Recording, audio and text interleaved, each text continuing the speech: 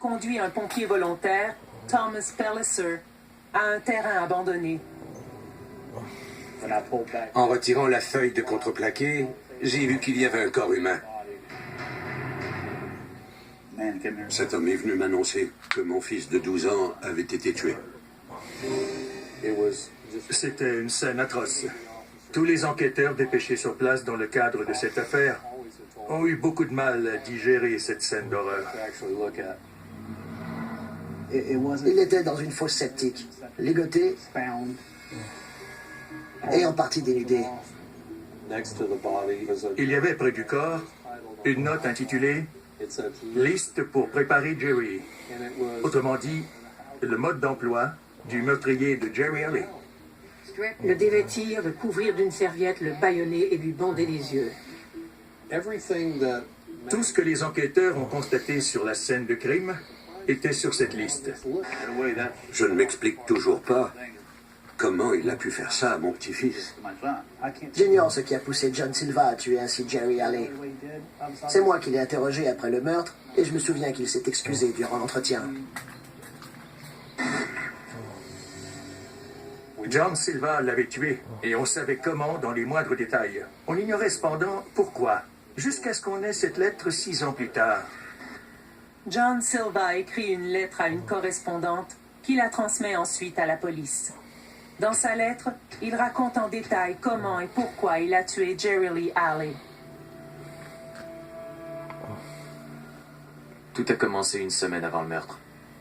Je me suis demandé ce que ça faisait de tuer quelqu'un. Je me suis dit que c'était une idée stupide, mais au fil de la semaine, j'étais de plus en plus obsédé par l'idée. C'est le propre des psychopathes, de commettre des actes terribles et d'en parler comme si de rien n'était. C'était un tueur en série en devenir. S'il s'en était sorti cette fois, il aurait remis ça, encore et encore. Ce fut un cas exceptionnel. Une affaire que personne dans le comté de Ponton n'oubliera jamais.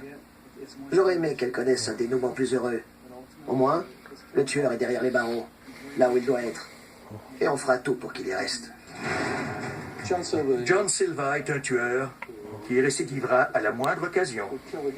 Le 25 juin 2012, la Cour suprême statue qu'un mineur ne peut être condamné à la prison à vie sans possibilité de libération. La Cour suprême des États-Unis a déterminé qu'il était cruel et injuste de condamner à vie un mineur, une personne de moins de 18 ans, pour homicide sans possibilité de libération. La Cour doit prendre en considération l'âge et les antécédents avant de prononcer une sentence.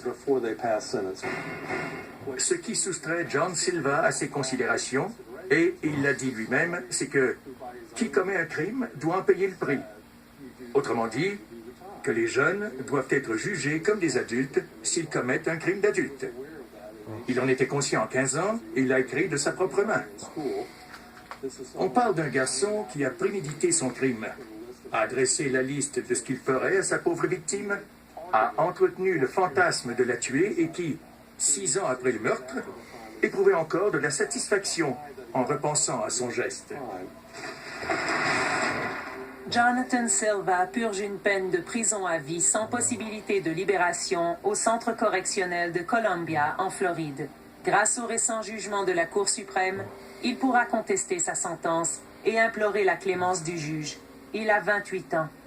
J'espère, quand son dossier sera révisé, que tous les facteurs aggravants, c'est-à-dire la préméditation et le fait qu'il comprenne la gravité de son geste et les conséquences d'être jugé comme un adulte, que ces facteurs seront pris en compte et qu'il passera le reste de ses jours en prison. Malgré le meurtre brutal de leur petit-fils par John Silva, Anne et Marvin Alley offrent leur sympathie à la mère du meurtrier à la fin du procès. Plusieurs n'ont pas compris. J'ai perdu mon fils, et elle le sien au même moment. Pour aller vers la mère de l'enfant qui a tué son petit-fils, parce qu'on partage sa détresse, il fallait l'empathie que John Silva n'aura jamais.